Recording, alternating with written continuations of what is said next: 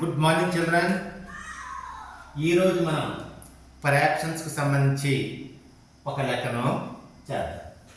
5n3/8 into 8n1/8 minus 3n1/8 into 5n5/8 సూక్ష్మీకరణ ఎంత?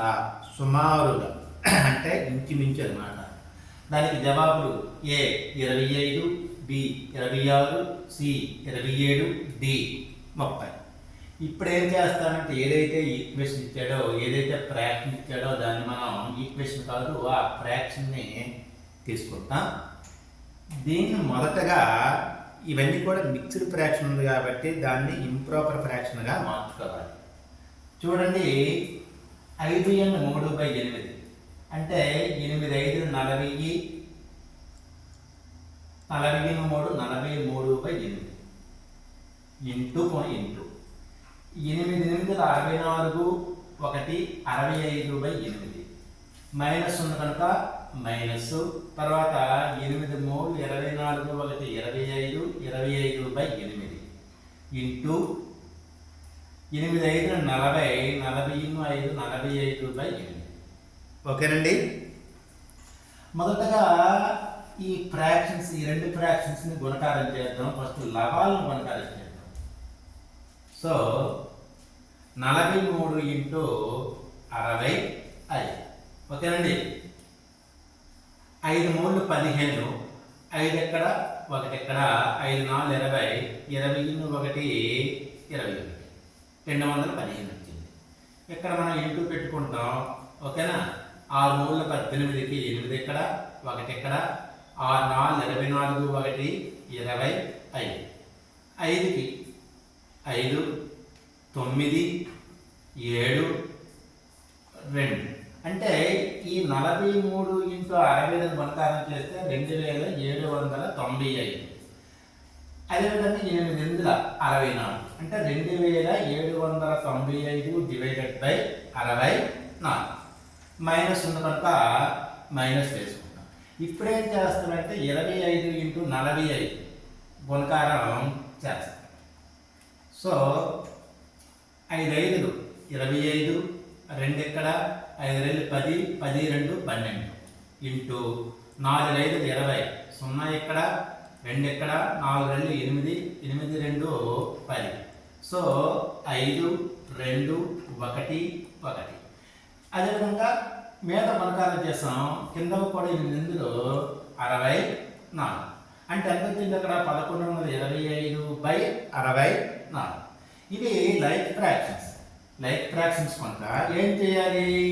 లవం నుంచి లవం తీసివేసి ఒక హారాన్ని వేయాలి. 2795 మైనస్ 1125/64.